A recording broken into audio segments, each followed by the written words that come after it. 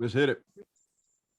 Recording in progress. Welcome back, gentlemen, to another episode of The Blind Pig, courtesy of BGObsession.com.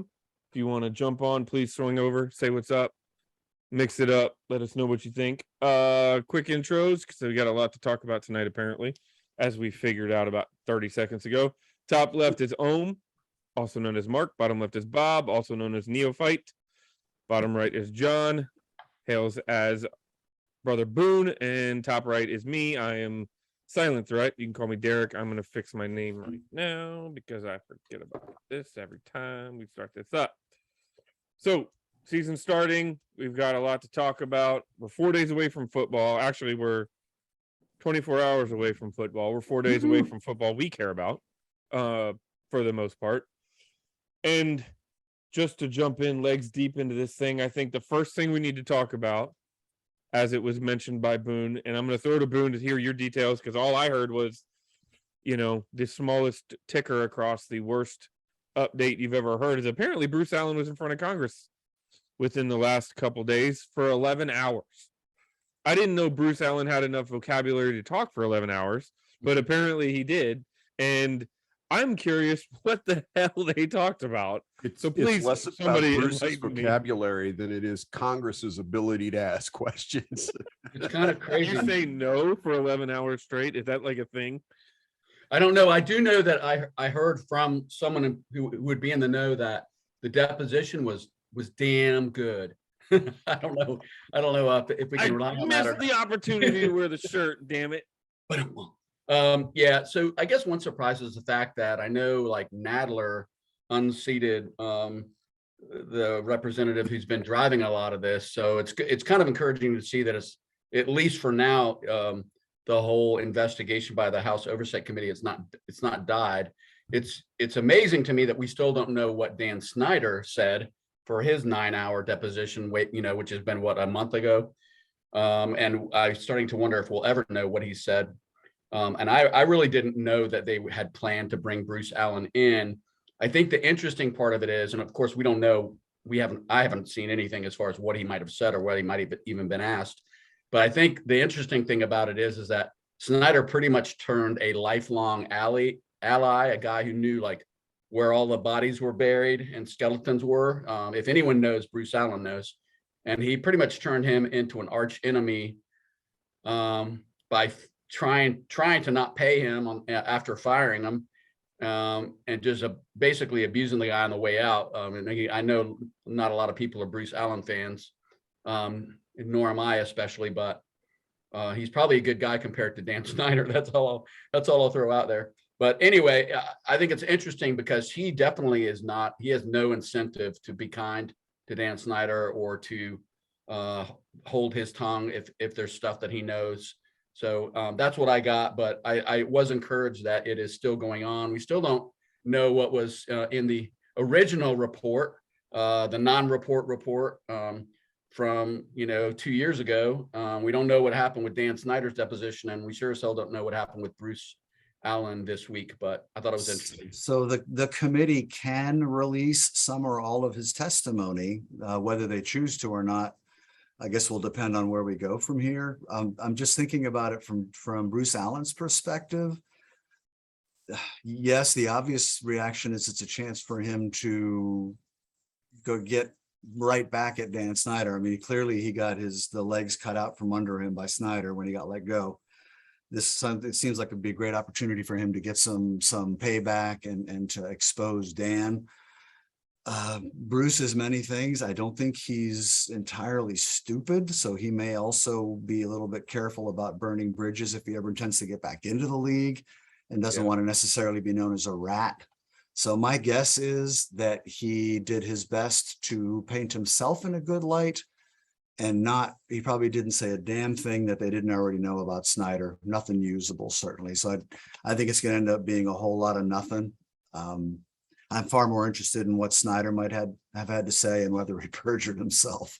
Or whether they're taking the fifth. One of the reasons it might be taking 7, 8, 10, 11 hours for these depositions is they're taking the fifth the whole time, or their lawyers are advising them not to answer questions. Yeah, if the questions, like Bob was suggesting, if the questions are good enough and he's actually did something illegal that he can get in trouble for, yeah, he'd take the fifth. But This Mhm. is a civil, I mean, this isn't a criminal proceeding or anything. I don't know how he can incriminate himself.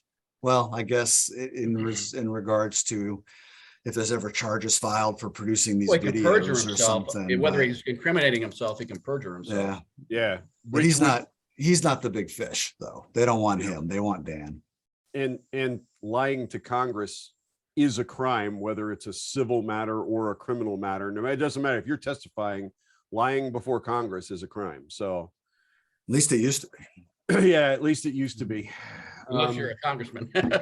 Yeah, and like, oh my gosh, that's an interesting. That's a totally different podcast. Yeah, it's a longer podcast, gentlemen. Yeah, I think the thing that kind of blows me away is that this was news to me like 5 minutes before we went on the air. That I wasn't seeing. This is not being really heavily reported. No, it's not national news at all. Well, but I mean, I'm tied into all the local guys there in DC on Twitter. So I don't, I don't expect to tune into my local Dallas news here and find it in this, with the sportscasters, but I certainly expect to see it flashed, across Twitter with any number of different guys. Granted, I've been looking at a bunch of different things and I've been head down at work, but I've still been kind of sort of paying attention to my feed and I haven't seen a thing. So it you didn't miss it. It's just not being talked about. Yeah, which I find very interesting. Because one thing you can somebody say mentioned for sure about this all these proceedings is whether you think it's a good thing or a bad thing, they're being pretty tight-lipped. Like we've heard nothing. We have literally heard nothing in the entire time period that the Snyders have been investigated. To the extent they're being investigated, we haven't really heard anything substantial from anybody in any authority. So I don't know if that's a good thing or a bad thing, but the other thing we do have to also consider, at least it jumped into my mind, is how much of this was about Dan and how much of this was about John Gruden. You know what I mean? They might have been investigating the workplace, but we don't know if Bruce even ran his mouth or if he went in there and just completely flamed John Gruden, because weren't the emails between him and Gruden what got Gruden ousted? You know what I mean? And Gruden just went nuclear like last weekend on ESPN because he was talking about college football, and he was talking about how he'll never be about the league and about a whole bunch of other things. So he wasn't exactly gracious with his exit. And if I'm not mistaken, he has an open suit against the league, or at least on some level there was some sort of legal action. So there might be. I do wonder. Larry Michael's the one that I would like to see them talk to, because a lot of the sexual harassment stuff he's neck deep in. When it went funneled through him, and he may well have been talked to or at least had submitted paper testimony or been requested to. The biggest problem is nobody really knows what, for a change, it's actually pretty tight-lipped up on the Hill, and we're not getting anything. As I suspect, if any news comes out, this is pretty salacious stuff, and then it'll get out in the national news. But until then, there ain't much happening. Yeah, it's been 4 weeks since Dan was in front of Congress and we haven't heard squat. Probably at least that long. Yep. Some little nugget comes out about Bruce. Anyways, on to football matters, if you guys don't mind. Woohoo! There was a report that Chase Young had aggravated his knee injury, and everybody was kind of up in arms about it. Now, I have gone back and looked, and the original tweet was deleted, and they said it happened at Von Miller's pass rushing camp, but Von Miller's pass rushing camp was on June 26th. There are pictures that came out when Chase was there working out. So I think it's been debunked. I think it's been ruled that it was a false report and that Chase has been at the facility, but I don't know, man. It's been awful quiet about Young, and I don't even know if I am. Well, and I understand that. So Redskins, right? I mean, it's so easy to believe stuff like that because it sounds just like something that would happen to us. But I do think it's wrong. I don't think it's accurate. And I haven't seen the team's releases, but apparently they stepped right in front of it and said, "No, this is wrong. Chase has been doing everything we've asked him to do, and he's been so." It's one of those blips that's really a non-story. So I did see a tweet today tying this back to ex defensive line coach Sam Mills. Yeah. as the source of this. Oh, okay. I think- So now whether that's been confirmed or not, I don't know. Maybe I was reading hearsay, but the guy that was running his mouth about it certainly seemed pretty convinced that he got it from people who were very close to Sam Mills. And which then becomes is this disgruntled, a disgruntled employee throwing shade someplace? Because the thing that got me thinking about this was a string of tweets that basically pointed to Chase Young as being the problem in the defensive line room.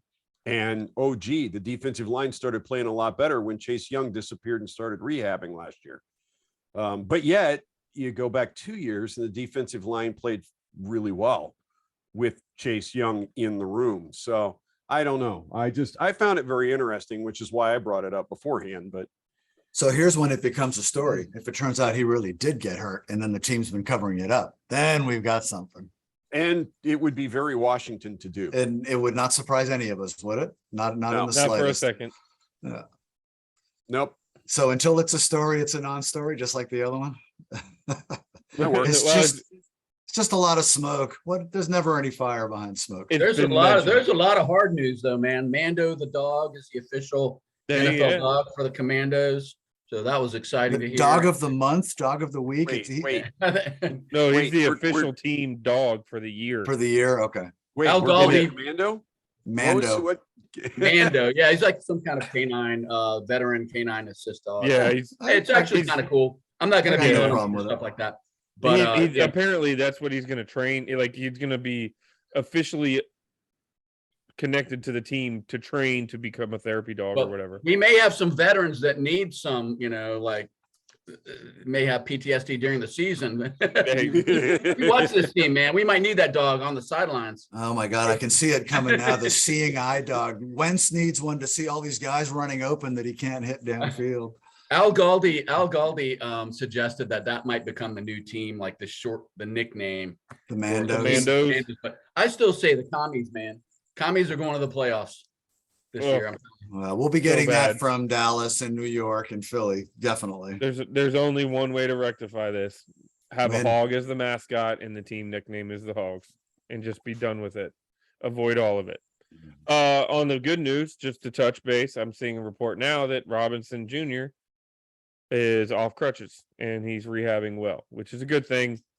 We didn't really even get to talk yeah. about that. Oh yeah, one of our players One got of our shot. players got shot twice in the leg. Oh, Ryan Kerrigan's a coach now. Yeah, there's Ryan stuff Kerrigan's the going on. coach. There's a bunch of stuff to talk about. Yeah, thank God Brian Robinson's okay, man. Because I know and I don't think anyone that's not a Redskins fan can really understand like the baggage like Dude, that feeling we all had when we heard. Instantly Like, went back to 2007. yes, oh my Yeah. God, man. Like that.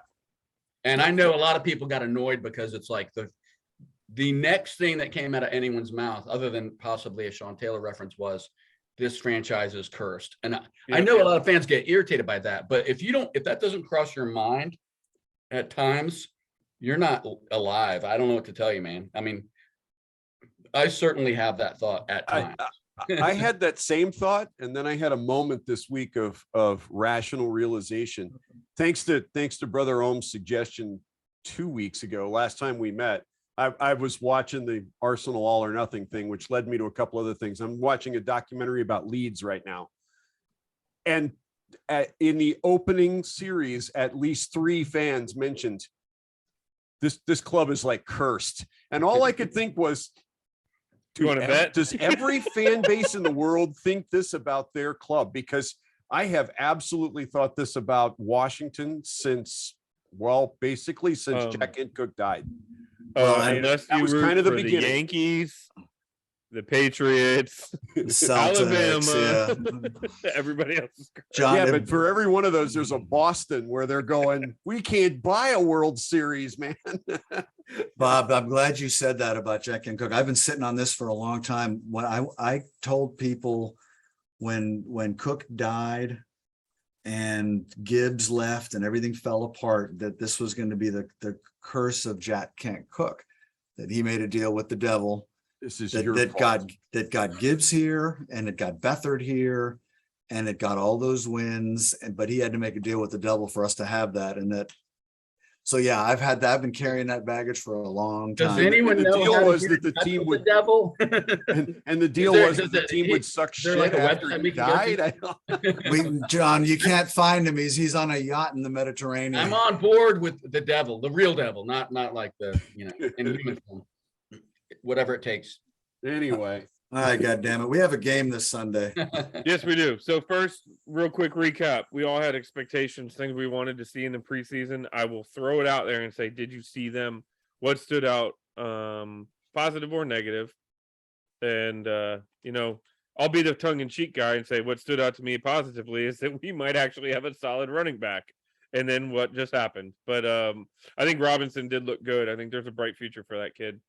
And but other than that, it was very vanilla preseason for me, and just kind of frustrating because I kind of wanted to see more.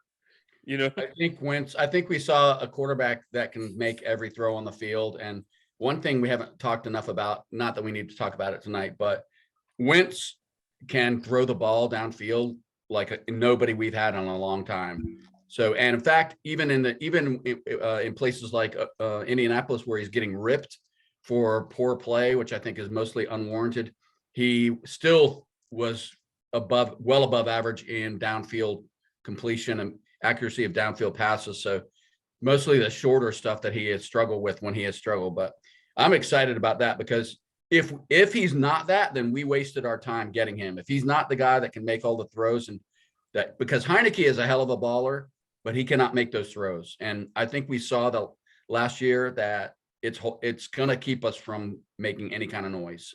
Ultimately, he's a great kid, great gutsy player, and I was his biggest cheerleader. So for me to come to that point where I'm like, he just can't, there's certain throws he cannot make. He can't physically make. So I'm excited about. Sorry, I just want to throw something out there. and he did. He just threw it out. You saw that, huh? Yeah. I just want to throw something out there. Freaking Carson Wentz and Dak Prescott were in the same draft. Carson Wentz and Dak Prescott played in the same division. Career stats: Dak Prescott, 66% completion percentage, 22,000 yards, 143 touchdowns, 50 interceptions. Wentz, 62.5% completion percentage, 20,374, 140 touchdowns, and 57 interceptions. Why is one of them looked at as a franchise quarterback that is one of the best quarterbacks in the league, and the other one is looked at as somebody who is on a downward trajectory who may never recover? And on the top of that, Dak has had a better roster around him since the second he got into the NFL. Why? I don't understand why Wentz is hated on so much. There was a ranking today. I want to say Bleacher Report, and Bleacher Report, if it wasn't you, I apologize. But it was a ranking of starting quarterbacks coming into this season opener. They had Carson Wentz 28th, 28th, behind heralded names and future Hall of Famers like Geno Smith and Daniel Jones. I mean, come on. And guys who have never taken a snap probably in an NFL game, right? Like Trey Shipping Lance, who blue. hasn't even played yet. No, that's kind of silly. He's nowhere near the bottom. I think realistically, I'd put him in the mid to lower teens coming into the season. Until he shows me that that Philadelphia and Indy were crazy to pay other people to take him from them. I mean, that I haven't quite gotten over that and reconciled it because it's weird and there's probably a reason. But the hate that he gets doesn't seem to match up, and the numbers don't match up. In terms of raw numbers, he looks like a legitimate player. Okay, but I go back to my question. What has Dak won that Wentz hasn't? When has Dak stood up and been the guy to win the game when the season's on the line? Well, and I think Wentz we'd have to compare win and loss records, I guess, to if you're going to get down to it. And Why? we all know that there's a bit of a bias where the guys with that star on their helmet are concerned. And I don't say that just because I'm a 100%. Washington That's fan. kind of my point. Derek, to answer your question, how about just the eyeball test? If you had been able to choose straight up between Dak and Carson Wentz, who would you have taken? Bob, finish your thought and I'll chew on that and I'll answer it when you're done. Okay. I was just going to say, I've got a number of friends down here in Dallas who are big Dallas fans. who fully admit that there is absolutely something of a media bias. I mean, all we hear right now is how great the Dallas defense was. Go back and look at the numbers. The Dallas defense finished below the midway point of the league last year. They were not one of the top 16 defenses in the NFL. And yet there's all this hype around the Dallas defense. Why? Because it's Dallas. There's all this Dallas is going to be why? Because Dallas this, Dallas, because it's Dallas. And because it's one of, if not the most popular team nationwide. They've done nothing well except great PR down here for a long time. And the PR machine works really well in this town. Let me tell you. Yeah. Well, I don't think, you don't have to sell that in this room. Certainly. We all know that. That the Dallas bias has been there since the 60s. So second thought about Wentz, like you guys, I'm sure I compete in a couple of fantasy football leagues, and I know a lot of the people that I compete against have some of the same rules in their head for players when they're picking, right? I don't care how great the wide receiver is. If the guy throwing him the football isn't any good this year, I downgrade the wide receiver in my draft room, right? For example, oh crap. Now I'm drawing a complete blank. The kid that just moved from Green Bay to Vegas. Devontae Anyone Adams. playing for Pittsburgh? Let's just say I'll throw you a gimme. Anyone playing for Pittsburgh? Anybody playing for Pittsburgh? Yeah, I moved everybody down who's playing for Pittsburgh. But Devontae Adams got a lower grade in my mind this year because he went from Rodgers throwing him the football to Derek Carr throwing him the football, which is not to say Derek Carr is trash. He is just not in the same league as Rodgers, right? As far as throwing the football is concerned. And so I downgraded that. I had a fight on my hands to get McLaurin in any league I play in. And I was planning on drafting him in the second round, as high as the second round. He was going upper mid second round in every single league. And guys were cussing about not being able to get him. And that's not just Redskin fan, Commander. No, we're talking. Yeah, exactly. We're talking about leagues where I am the only Commander fan. And so people are expecting the fact that Wentz is now throwing him the football to make McLaurin a big deal. He's always been considered, I say always, for the last couple of years, he's been considered about the best commander to get in a fantasy football league. But even so, last year, he was available in the 4th or 5th round. This year, he wasn't seeing the 3rd round. A lot of hype about him now, and he got paid. So he's a national character. Part of it is the fact that Washington went and got a guy with a big arm. Absolutely. And they expect McLaurin to break some of those. I just want to throw this nugget out there because Al Galdi, who I absolutely worship, that guy's like a Washington football fan treasure in my mind. But Galdi on his podcast today was talking about how McLaurin, he actually had a data guy on his show kind of talking about what to expect this year. But anyway, he said that McLaurin was the most double teamed starting wide receiver in the NFL last year. So think about that.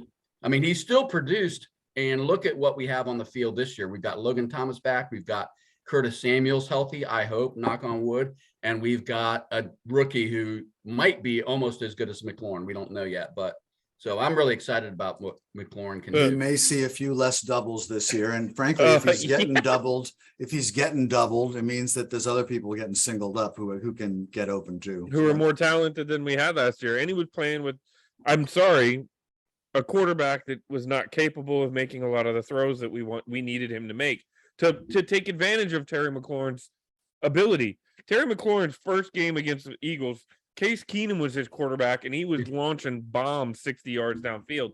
We haven't had a quarterback who had the arm strength to do that since then. Or was willing to pull the trigger, right? One of the two. So so back to answer your question, if you asked me 3 years ago, who before Dak got paid, who I would want more, I would have said Carson Wentz, because I watched that guy terrorize us, and I watched him be able to do things with less. His number one receiver was Jalen Reagor. Okay, that's unfair, though. We're not okay. All right. So how about this past off season? I still probably would, if you're talking about what's Dak getting paid. No. I'm just saying straight up, all the things. Well, and it matters equal. Though. That's all a part of the conversation. Yeah. All right. That's all a part of. I won't sandbag you. I've been on Dak Prescott since his first preseason game. I watched him play. I thought this kid can play. He's a baller. He gets it. He can play, but He gets it. And I want to see that from Carson Wentz. I just haven't seen him play enough. I think the takeaway from this whole conversation is, and this is kind of where the data guy went on the Galdi show today. If Wentz plays even close to what he's capable of playing, we're vastly improved. And with the weapons he's got, Without a doubt. And who knows, Scott, this is the other point I want to bring up. And we didn't see it, Derek. I'm so sorry in preseason because I know you wanted to see it. We did not see the Scott Turner offense, but I hope they come out and they throw it 40 times a game. I really do. I hope we do, because I think that's the kind of game that Wentz plays. Is you got to let him. You cannot make him Alex Smith part 2. He's not a ball control quarterback. You have to let him sling it, knowing that there's going to be some times where he, tries to fit one in there that's not there. He's going to make mistakes, but I hope that Scott Turner just goes ape shit on the offense. And he's never going to go 24 for 29 for 270 and have a very efficient game. But what he will do is go 31 for 42. And there's going to be 3 of them that you look at and say, there's not very many quarterbacks who make that throw. So let me see if I can do this without falling all over myself. But one of the things that I had said I wanted to see in preseason was whether Carson Wentz could operate within the confines of a ball control type offense, which the second point that I'm going to try to make is that I think that's what we're going to be running, because I think that's what defenses are going to force us to do. In the preseason, I did see, and I went back and looked today at every pass that he threw and how he ran the offense in his brief appearance in the preseason. And almost without exception, what he did was run those exact kind of plays that I was thinking about. He was running quick read. He was getting it out to the flats. He was not hanging onto the ball, with 1 or 2 glaring exceptions where he held it a beat or 2 too long. He did show me the ability to make those snap throws. I thought he was going to be a much bigger wind-up guy. His mechanics are all over the place. We've talked about that before, but he can make those quick throws, and he did seem to operate pretty well within that system. That was very encouraging to me, because I had not ever seen that from him in any of his previous incarnations. The reason I'm thrilled about that is I think if I'm defending the Washington Commanders on Sunday, if I'm Jacksonville, I am not going to single cover anybody out there. I am going to be running a shell. I'm going to jam up the lines, and I'm going to make him make reads and matriculate the ball down the field. You're not going to be going over the top against me with the offense that Washington is bringing in. I'm going to force you to drive 75 yards in 12 plays and convert third downs. And I'm going to try to put Carson Wentz in a position where the first and second read aren't there. And he's got to start doing the thing that the reason why we have him is that on those plays is when he starts looking around. And we've heard the expression hero ball, which I think is kind of stupid, but it makes the point that when things break down, he doesn't always make the best decisions. And that's how I expect Jacksonville to defend us. So I'm encouraged that from what I saw a little in preseason, I think he can operate within that kind of offense if he has to. And that was a long way around, but I'm just suggesting that we might be shocked at the offense we see this year, because I think Scott Turner spent 2 seasons saying, when the fuck are you going to give me a guy who can put the ball 40 yards downfield? And I think, and you look at what they did in the draft, you look at the weapons we have on offense. He's not going to do a ball control offense. I'll just bet you right now he's not. And we're going to bitch and moan and freak out until we start seeing it making connections. Well, I think we'll talk about this next week, John, but I think at least early in the season here, this offense has never played together. They've never all been on the field together at all, even in preseason. So we're not going to see the Scott Turner offense on opening day. It's what we're going to see is, I think they're going to try to do things, and I suspect he'll go deep a few times to try to loosen up the defense and hit on one. But I think Jacksonville is going to force us to play underneath and take what's there and try to convert third downs. And whether or not we can do it, well, I think they're going to try. We'll see if we can beat it. 28th ranked defense last year. I don't know that they're. we'll see if he can beat Whole it. new coaching staff though, John. A brand new DC, brand new OC, never been in the job ever. Right. So I'm not afraid of Jacksonville. And if they're afraid of Jacksonville, well, I guess I want them to be a little bit afraid. But Yeah, you want to. we should not be afraid of anyone in Jacksonville. No, but you shouldn't take anything for granted, and you should expect them to field an NFL defense with an NFL game plan tailored to try to stop what they think we're going to do. Well, their head coach, as opposed to the Sunday, that's preseason. for every team. I just don't think there's anything especially. We should win that game. we should. I win am that not game. saying we shouldn't, but I think for the beginning of the season, until we show we can do that and we can convert third downs, I think that's what we're going to see from other defenses. Their head coach, by the way, is Doug Peterson, the guy who was the head coach when Wentz was an MVP candidate. But And so he at the very least will know our quarterback very well. And both the coach, both the OC and the DC have Philly ties. Both of them Yeah. were Philly coaches. so not to forecast know an when. excuse, but something to consider.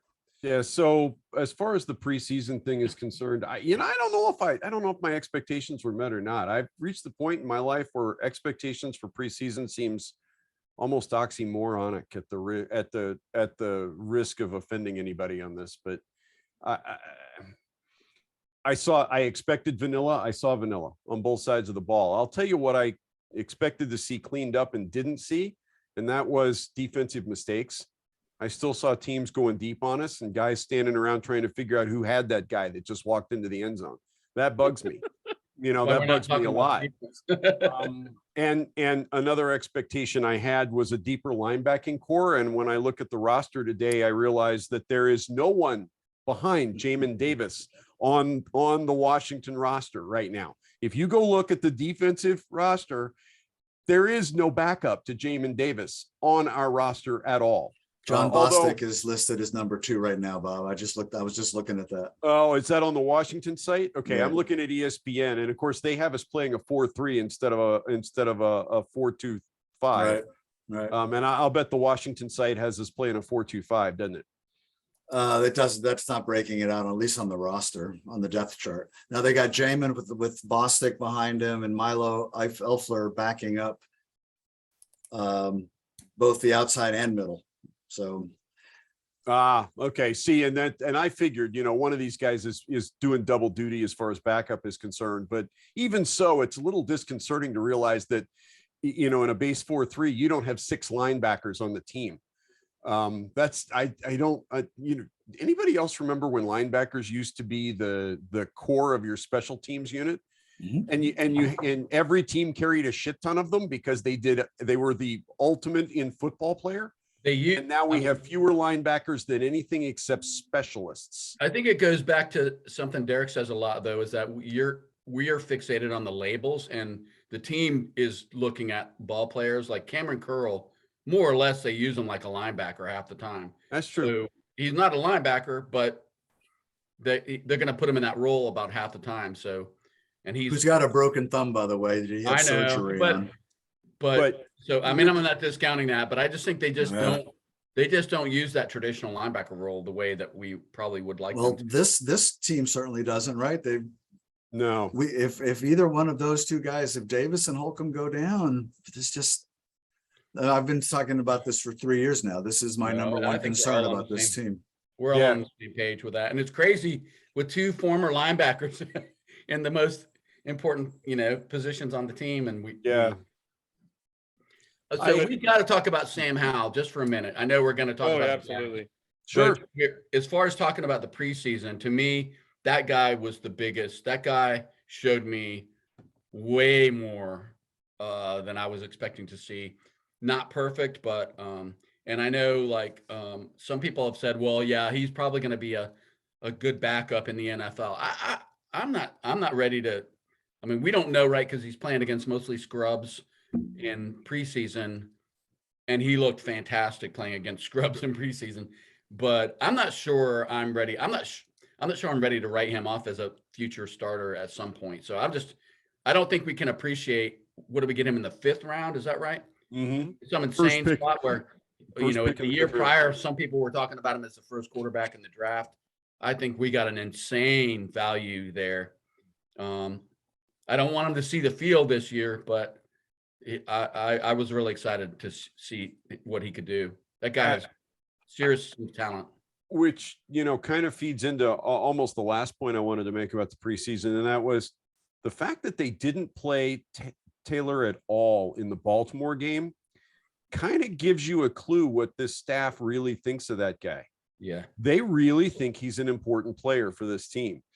Because otherwise he'd have taken some reps against Baltimore, but they protected him just like they protected Mr. Franchise. And that said a lot to me, that they went, okay, Sam, you're playing the whole game. And I think that was also a great experience for Sam. Granted, almost no starters played on either side of that game. And most of the, at one point I watched the game late because I didn't get it live. And so my wife was sitting there on the couch watching, working, and she looked up at one point and she went, "Who is this kid? He's playing all right." And I said, he's a rookie draft pick this year, 5th round. She goes, "He's playing really well for a 5th round quarterback." And I said, "You got to remember, he's playing against guys that are going to be waiting tables after Labor Day."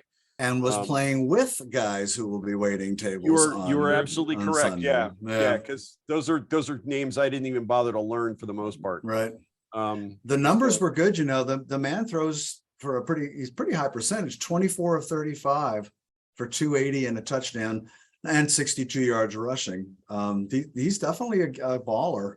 I guess we'll find out in a couple of years when if he goes against the ones at some point, we'll know. But the early returns are pretty encouraging. And I'll be candid, I was not a Howell guy based on what I had seen at least in his senior year in college.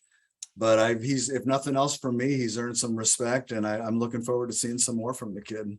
He has NFL grade physical tools. The question is whether or not he has NFL grade mental tools to go with those physical tools.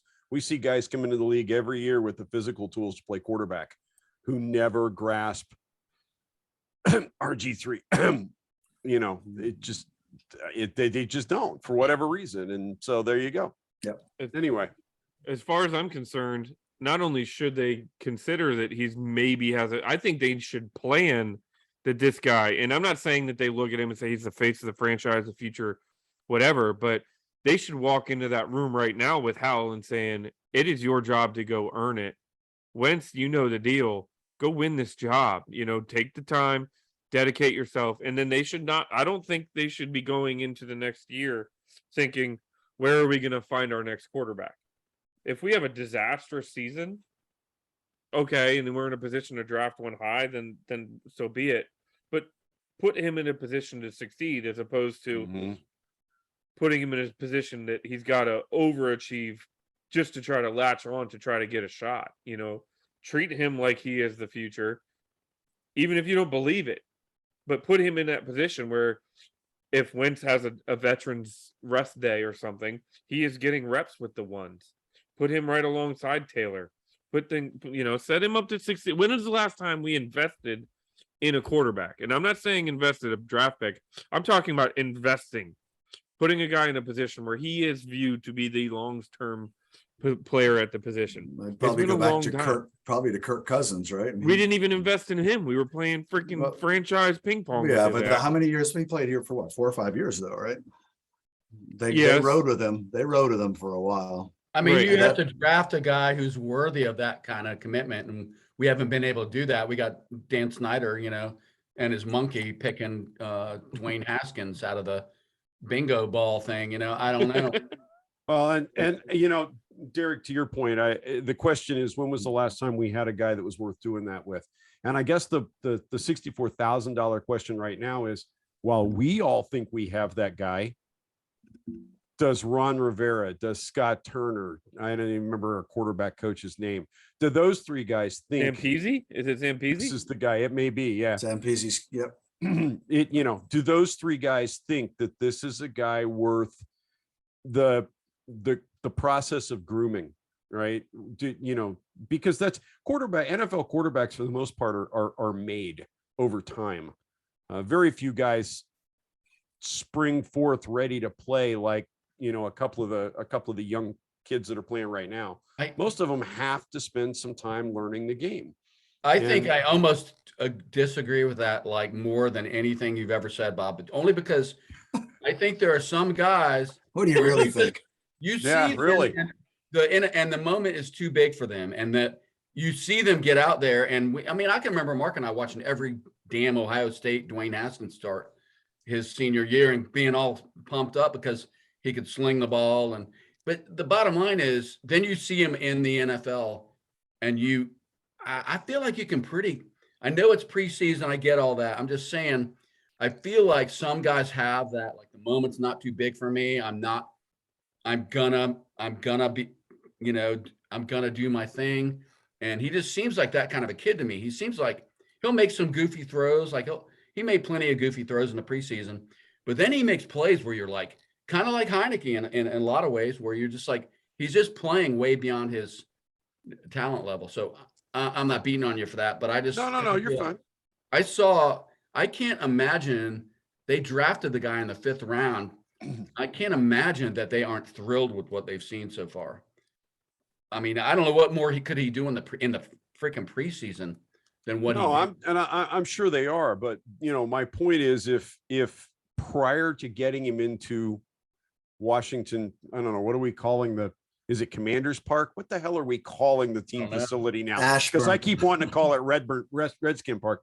Yeah, prior to getting him into Ashburn, if they thought he was the quarterback of the future, John, they'd have drafted him in the 3rd round or the 4th round. They let him go until he was ridiculous value. That's fair, but they let him go. They knew where he was slated to go. They did their homework on what other teams were going to do. And I mean, I think both of those things are right. I think both of those things are right. And then I don't think if the experts are wrong, it makes sense to draft them 3 rounds earlier. Do you really think that the teams have that much insight into each other's draft boards? Yes.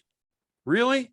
Yeah. And yet we have guys like Bill Belichick drafting a dude in the 1st round who Bill Belichick's not the normal, though. I mean, I think they have intel on what other teams like. I mean, these guys are all buddies across the whole NFL. They're all interconnected, and they talk. I mean, yeah, I think I may disagree with that more than anything else you've ever said. It's the whole silly season thing, man. This does not happen. I'm just saying, where you were drafted does neither reflects where the team values you. Not totally. I mean, they knew Howe wasn't going to go in the top 3 rounds at least. They knew that. I mean, Maybe. or they, as well as you can know anything in the draft, they were confident of it. So it would be stupid to draft him and just so he can say, see how much we value him. I mean, nobody does that. They got him where I'm sure they were kind of like, look, he's there. We can't believe he's there, and we're going to take him. You're not wrong about that, but aren't you the same guy who said, if you think he's the quarterback of the future, you go get him regardless of where it is in the draft and what other people think? I'm pretty sure you said that back in May. I have said that, and I would have had no problem if they did that. Well, what I'm saying is if you believe that, then the inverse is true, right? If you don't believe he's the quarterback of the future, then it doesn't matter. You take him wherever.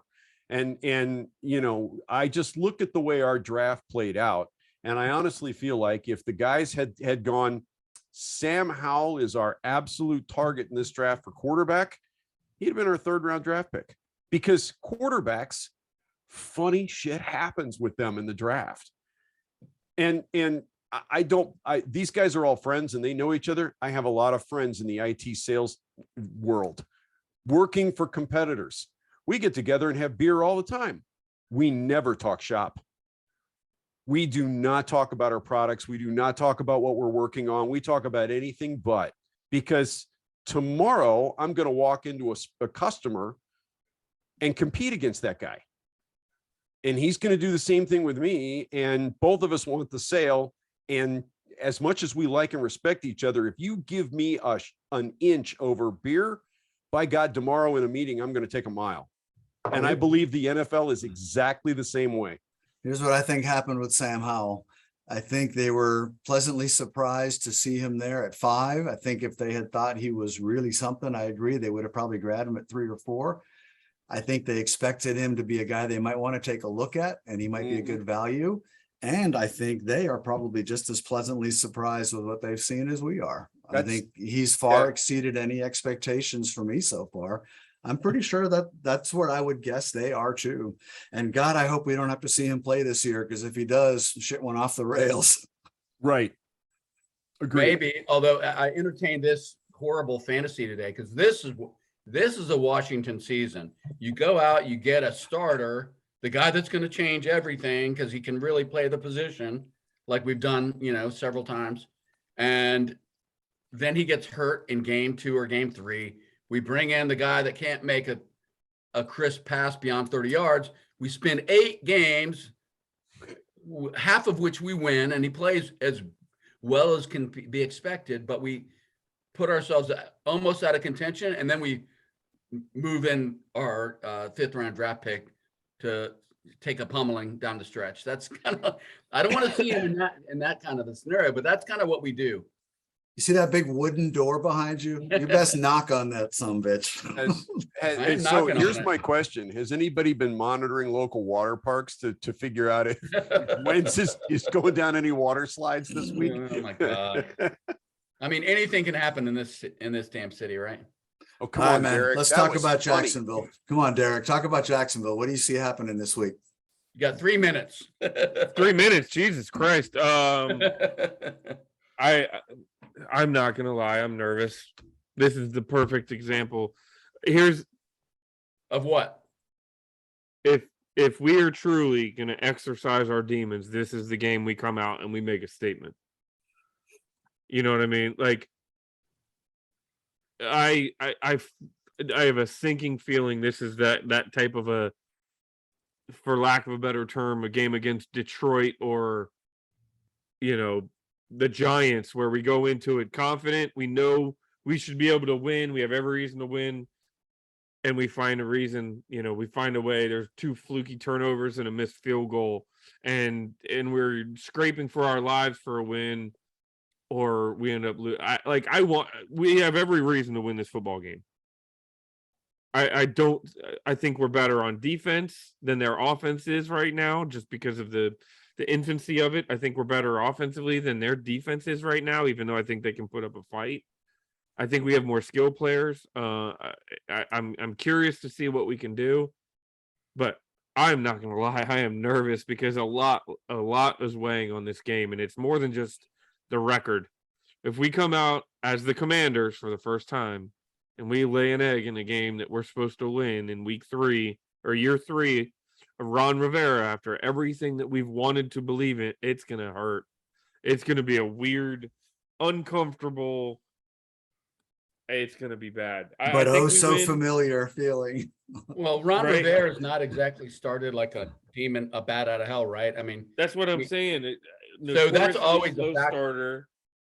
and Sorry, I'm Chris. not going to sit here, even though I made it sound like we're a juggernaut. I do not believe that. And I think that's true every weekend. The minute you start thinking that you're all that, you're going to get your ass kicked by fucking Detroit or, Mhm. or some other Cleveland or some other team that shouldn't beat you most of the time.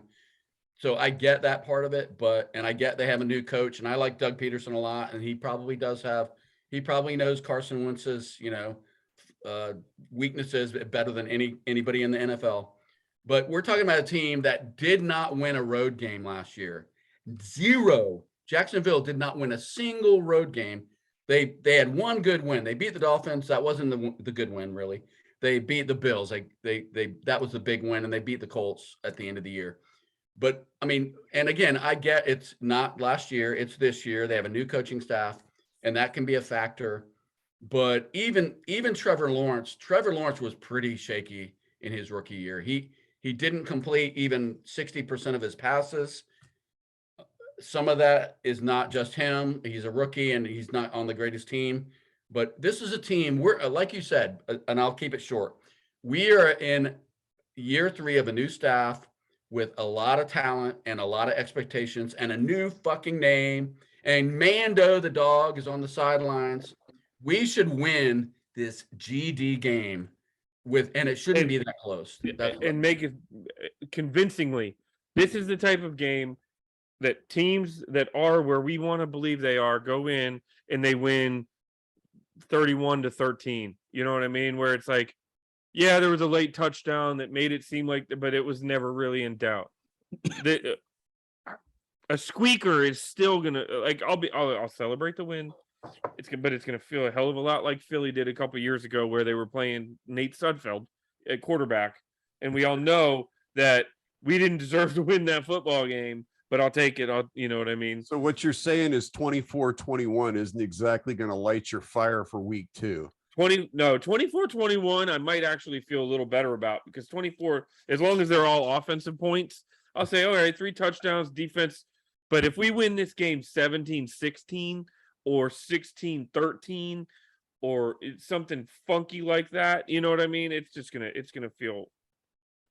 What's even worse, we lose this game 10-9. Oh my God. That's how we've won every game we've won in the last 3 years, man. That's a problem. It's got to be a turning point. So I'm seeing us. I'm not losing sight of the fact that there's been a fair amount of turnover, and the biggest turnover is at word to use, right? But the biggest change is at the quarterback position. So we're not quite sure what we're going to see on offense. I think we're going to see flashes. I also think we're going to see things where receivers and the new quarterback aren't exactly on the same page.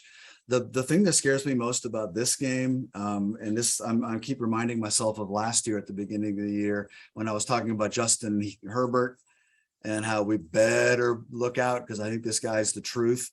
John, I don't know if you guys have done this, but I've repeatedly watched every single Trevor Lawrence pass in this preseason. My biggest fear of this game is that we go into the fourth quarter up 10 points and it becomes that kind of a game where we've got our defense playing prevent against this kid. I don't know if you guys have been watching Trevor Lawrence, but he does the things that we don't defend well, like rolling out of the pocket and running. And oh my God, when he cuts it loose, you think Carson Wentz has an arm. This man has a freakish arm and he's accurate with it. If this wasn't Trevor Lawrence on the other side, I'd feel much better about this game. But that guy, if he has one of those games like he did towards the end of last year and the way he looked in most of the preseason, we're in for a fight. This isn't. I'll take 10-9. I'll take 51-50. I would like to see us get a win under our belts. I don't care how we get it, because I think the team that we see for us on Sunday ain't the same team we're going to see in week 6 or week 10 because we're going to be a work in progress. This game scares me because they got a quarterback and they have a very dangerous quarterback. Dangerous, but not yet good. We'll see. I hope you're right on Sunday, my brother. I'm just talking about what he's done so far. He has not lit up the league so far. He is not a finished product yet. So we should be able to be fair, that unfinished product is now in his 3rd system in 3 seasons. Like, he's also got a year of NFL experience under his belt and a legitimate NFL coaching staff working with him this year, which he didn't have last year. Right.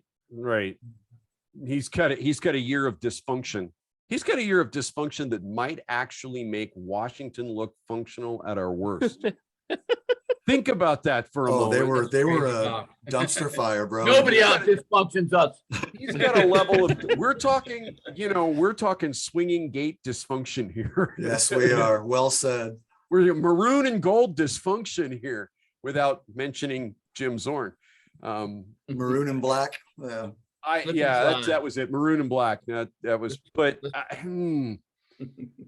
no, I don't know. To a certain degree, I feel a little bit like Derek. I expect a win. What I want to see is Washington come out and do something we haven't done in a long time, and that's put an opposing team to the sword. I want this to be so far out of sight by the middle of the 3rd quarter that people are wondering if we're Kansas City. When's the last time we kicked somebody's ass, Bob? That's what I'm saying. How long has it been? And I don't know. Does anyone actually know the answer to that? No.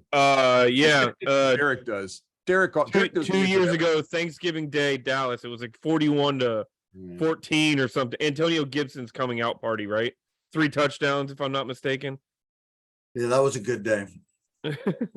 I'm just tired of being scared. I don't know about you guys. And I know the team. I want the team to be scared, and I want the team to go out there thinking, like I think Mark brought this up a couple weeks ago. Joe Gibbs, that was one of the things he did amazingly. No matter how bad the opponent was, he built them up. It's By like Sunday, they were the 64 Right. Packers or whatever. Oh, absolutely. So I want the players to have that mentality, but Jesus, let's just play to our capability and the fucking coaches get out of the goddamn way. Like Rivera, and that's why I said Scott Turner, I want to see some aggression on offense. I don't want to see ball control, run it 2 times and throw an incomplete pass on 3rd down. I don't want to see that. I think you Show get some better ball. odds of not seeing that with Robinson not playing. I think we have better odds of Scott Turner airing it out. I think with Robinson in the game, we might very well have seen that. And you know what? I think we might very well have been thrilled to see that because he was trucking guys. But I'm less concerned about our offense in this game than I am the D. I really am. I think we're gonna have to Where's put. that? Well, I think we're gonna have to put. I mean, if I had to put a number on it, I think it might take 26 to win this game, because I do expect Trevor Lawrence. If it becomes a playground game and they're playing catch up, that's a dangerous son of a bitch over there. So we're gonna have to score some points. So I'm really hopeful that Cam Curl can catch with a cast on his hand or whatever it's going to be. It's going to come down to that secondary. And if we can put some heat on Wentz, John, you're 100% right. He's a young quarterback. Trevor Lawrence, like anybody else, if you hit him and you're in his face and his guys are covered, he's a guy. But I'm telling you, he is going to make a half a dozen plays in that game that are going to be the difference in the game to me, one way or the other, because he's not like your normal quarterback over there. well, and speaking of what I want to see that aggression on the defensive side of the ball. I don't want to see a passive game plan. I want to see DBs on the line of scrimmage in somebody's face. I want receivers to have to fight their way off the line of scrimmage. And I want Del Rio to cut the dogs loose. You know, let's actually go try and get Trevor Lawrence very early in this game. And we better stay in our lanes and not let him run crazy, because the man can run too. Yeah, he had, Yeah. And if he he runs, had we like need to make him 350, pay for it. 400 yards rushing last year, on a bad team. I mean, you're right about that. Yep. You know, it's going to happen, right? Well, you got everybody covered and you got the pressure and somebody's out of their lane and he goes and he runs for 12 to pick up the 1st down. That's what we can't get beat by. What's Jamin Davis? Jamin Davis was Kentucky Southeast Conference, aren't they? Kentucky, yes. SEC, yeah. SEC. How did Jamin Davis do against Trevor Lawrence? Nobody did very well against Trevor Well, hold Lawrence on. when he was at Clemson. I mean, Yeah, Trevor Trevor Lawrence Lawrence was was- amazing. I don't want to. I make it sound like I don't think he's amazing. He's amazing. I would be like lying around, rolling around in grapes and whipped cream if he was our quarterback. But he's still a rookie. How am I He's supposed to still a rookie unsee on a that? bad team with new coaching. So we should kick their ass. That's all I'm saying. I'm not diminishing Trevor Lawrence. Sorry for that image. I'm gonna have to go take a shower now. I want to know how you're actually going to hit it driver the next time you're on a tee box with him, Mark, because that's Don't gonna. knock I it till promise you you, you're try going it. to think about that before you tee off. Unless you've tried it, don't be dismissing it. All right, Oh then. my God. So when we post this thing on the site, I am going to, just because I want to explain why I keep talking about Trevor Lawrence. There's a couple of series that he ran in this preseason where I went in really hoping to see him look like the guy that John's been talking about. And that's not what I was seeing. If he's taken this step, I think he may have taken, we're in for a dogfight on Sunday. And that's all I have to say about that. Well, So yeah. let's shift a little bit more long term. Going into week 1, we have the awesome challenge on the BGO on the board at bgobsession.com. If you guys, anybody out there listening, please jump onto the crystal ball prediction pool, which is really cool. I think it shuts down tomorrow at kickoff, right? I see you laughing, Bob. Got yours done yet, Mark? I do not. I'm I don't have going mine. to be begging Paul to accept it tomorrow morning sometime. I don't have mine. Mine's about half. I'm almost done with the AFC half of the bracket. If I know Paul well, if you get it to him before kickoff, I think he'll be okay Yeah, with it. that's what I'm gambling on, Derek. What do you guys outlook on Washington's season? Where do we end up at the end of the year? I'm curious to see what you guys really think. Put it on digital ink here and say where you think we're going to end up. I don't know that we need to go game by game, but maybe record and how does the season end up? So let me just clarify, because I always struggle with this. Is this where we think we should finish, or where we will finish? We will. Mm. Because I think to be fair, all four of us probably think we should be a contender in the playoffs, at least for the division. At a minimum, make the wild card and be maybe even win a playoff game and be a contender, you know, in the wild card round. I think we all believe that that's where this team should be based on the talent, the schedule, and everything. But my question is, where will we end up? I can do this because I kind of did this before, and I was telling Derek how I thought this segment might go. I see, and I'll do this quickly. I see a team with, I think our floor for wins is probably 7 if things go bad and people get hurt and like yada yada. Our ceiling might be 11. I think my realistic expectation and my prediction is a 9-8 season. And I think that's probably good enough to be the final wild card, depending on how things shake out in the NFC. It might not be, but I think a 9-8 season where we show progress and it looks like we're headed the right direction and maybe our quarterback room is settled for the first time in 30 years, then that to me is a successful season. So I'm going 9-8 and a probable wild card unless the NFC goes crazy this year. Wild card win or just wild card berth? I think if we get in, I think it's because we're playing pretty well at the end of the season. We got a pretty good chance to win a wild card game. We'd be a tough out at that point. If we make the playoffs, we'll be a tough out. Is it gonna be 7 in a row or we don't go for like? No, I don't think so. I think this is the team I see fighting, and you know, we're a game above 500 one week, and then we're 500, and then we're 2 above, and then we're even. I think we're going to be playing 500 ball most of the year and finish on top of that at 9-8. All right, Bob, I see you ponder. Yeah, and you know, the realist in me is fighting with the optimist in me, and that's the problem. You know, I listened to Florio and that Sims kid the other day on YouTube, and they sounded a lot like Mark just sounded. I'm sorry. You know, well, no, I like Sims. I don't like Florio. Well, and it was Sims doing most of the talking, and it was Sims going, you know, I look at their schedule and I see a win and a loss and a win and a loss and a win and a loss. And he said, I see him playing 500 ball all year long. He said, but I also see a lot of people saying their offensive line sucks. And frankly, when I watch the tape, I don't see that.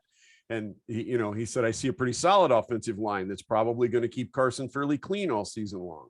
And I see a stable of running backs that I like controlling the ball when they get a lead. You know, he had a lot of complimentary things to say about Washington, and he considers Washington very much in the hunt for the playoffs. And then he turned right around and said Philadelphia has one of the most talented rosters in the league, which made me question everything he knows and everything I know about the NFL. So there you go. The optimist in me sees a slightly higher ceiling than Mark does. I think if Wentz comes out and is the quarterback that we all think he can be, this team could see 12, maybe 13 wins this year. We're going to surprise some people early in the season if Carson Wentz is that guy. We aren't going to surprise anybody late because everybody will know by then. And if you haven't looked, our last 3 games of the season aren't necessarily simple, right? San Francisco, Cleveland, and we close the season with Dallas. All 3 slated to be in the thick of the playoff fight for their respective conferences.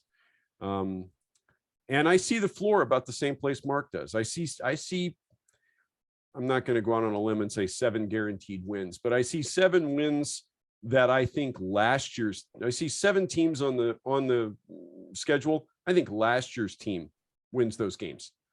You know, with Carson Wentz, we should win them more easily, you know, as opposed to being 1 and 2 point dogfights right down inside the final 2 minutes like they would have been last year. You know, maybe we're actually seeing a victory formation somewhere along the line, which would be kind of nice, right? How long has that been? But yeah, I realistically, I think realistically, I'm slightly higher on the team than Mark is. I'm seeing a 10-7 season. But that's what, just slightly higher, right? That's within my window. Yeah. Yep. Yeah. 10-7 and a wild card. Wild card win. Yeah, I think probably a wild card win at that point in time. If this were, the funny thing is doing my bracket early, if this were the AFC, 10-7 isn't going to sniff the playoffs in the AFC. There are going to be some really good teams sitting at home in January in the AFC. Some teams that might have represented the NFC in the Super Bowl And are going to be sitting at home. There are going to be some AFC teams that are fighting just to get 500 that are really good at football teams. Yeah, so 10-7 ain't going to do it in that division, but in the NFC, 9-8 may sneak in. 10-7, I think, is probably in, and may not even be the last last playoffs or wild card spot. So yeah, I can see us potentially, winning on wild card weekend. John, you want to go first? You want me to shoot? Oh, I'll jump in there. So I guess I'll say this. If we do not exceed 500 this year, Ron Rivera should be looking at homes in North Carolina. I love Ron Rivera, but I'm sorry, this team, I've had enough of like just almost a 500 records. That's all we've seen with the talent that he has and the coaching staff that he's had, and going into year 3, if he can't do better than 500, I know we can find someone who can. So I'll just get that out there. His basement is 9 wins. If he can't win 9 this year, I'm probably thinking about who's the next head coach. I mean, at some point, the excuses, he's had some reasonable excuses, but this season, unless Carson Wentz goes down, knock on wood, with some major injury, something like that happens, he has to win 9 wins. I think they'll win 10, at least 10. I don't think Dallas is the competition in the NFC East. I think Philadelphia. I just think Philadelphia has added a ton of talent. I think their quarterback is better than he gets credit for. And I think we will win a playoff game this year, and that Wentz gets extended. That's what I think. Well, the good news is we don't have to extend him. Well, I think we will extend him. If he balls out, Really? I bet you they will. Yes. If We're not gonna wait. If he balls out, I imagine they extend him to reduce the cap number. That it'll be a cap play, Derek. They'll want to bring. Why? We've got 2 more years of control. He's Because 27. right now he's a bargain. If he has a great season, all of a sudden now you've got him at some bargain basement salary, and now you risk putting him out there where other teams start getting in the mix for him. Or having him play into especially if he has second great season, right, on that same contract. Derek, I was just thinking, you don't want him playing into his contract year or whatever. Yeah. If he He's balls not out though. He's got 2 more years after this one. Okay, well, I wouldn't be surprised if he really balls out. It'll be a conversation that they'll want to have with him anyway. If we don't win 10 games, I'm going to be very disappointed, because I think I'm gonna have to agree with John though. 10 games is, you got to win 10 games this year, man. You can't have another 9-8 is the new 8-8, right? Like, you can't have another mediocre season. And I think the sad thing is us as fans, we set our expectations so high on the team, but so low on where we're happy. And obviously, it does. You really think the team gives a pile of mud if we're happy or not? They don't. But at the same time, we're facing a schedule that if we played it with last year's team, should win 10 games. Right. I guess my thought in being, I mean, I came in one win lower than you guys.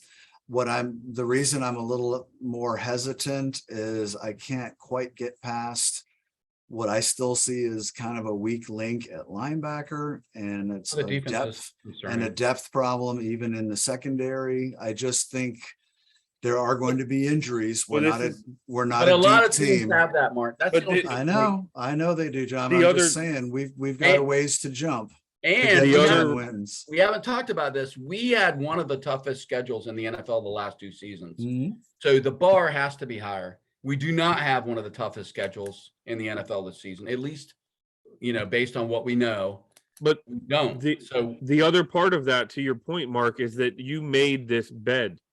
We talked about it in the draft. You let Tim Settle, who is destroying people in Buffalo, and Matt Ioannidis walk out the door. So you created the need to spend your second round pick on a defensive tackle. No, You I did mean, not address the linebacking position. I'm This not linebacking- saying it's not their own fault that it's happened. I'm just saying that our This is what you think exercise will here happen? was what Yeah. I think will happen, not what should happen. I'm hearing a lot of what should happen is we better win 10 games. Yeah, Yeah. I agree with that.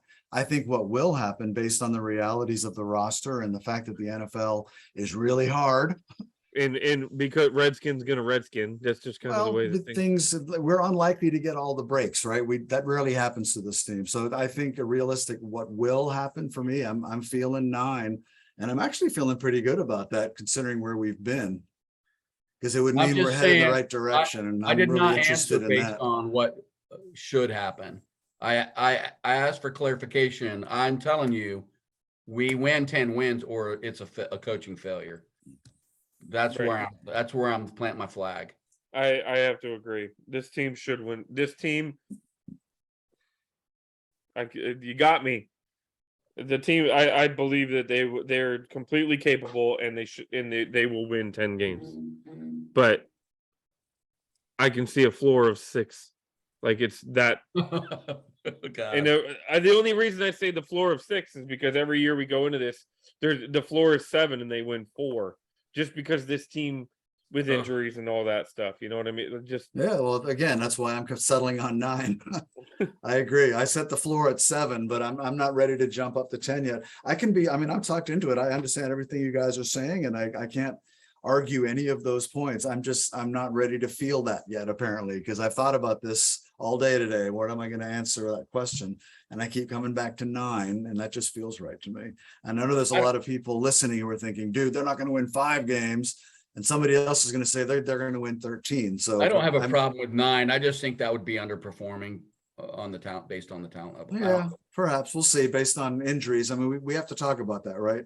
When I say 9 wins, I'm counting on there being the usual number of injuries and weird shit that happens every year to this team. Yeah, I mean, this team is, again, I'm looking for some wood to knock on here, but just imagine the kind of trouble we're in by week 8 if John Allen, Terry McLaurin, and either Carson one of the Wentz. starting tackles. I was going to say either one of the starting tackles are among the walking wounded, or God forbid on IR, right? I mean, what happens at that point in time? Because they're this deeper than they defense- used to be, right? But they're we are still deeper. not. Yeah, you're right, but this No. defense is built for the defensive line to get to the quarterback. Mhm. This defense is built for pressure from the front 4 without a lot of help from the back 7. Mhm. And if we lose one of those main cogs, and I'm not even counting Chase Young and the fact that he's already gone for 4 games, and I'll be surprised if it's not more like 6, to be honest with you. And I don't expect him to be the Chase Young we saw as a rookie physically Maybe not until all next year. year. Mhm. Yeah, until next year. So, I mean, in my head, I there's already this giant question mark for the entirety of the season next to Chase Young's name. If we were to add leaders like John Allen and Terry McLaurin to the injured list, and they miss games, that starts to become a real problem. It's not just the talent they bring, it's the attitude. And I granted, I picked those guys intentionally.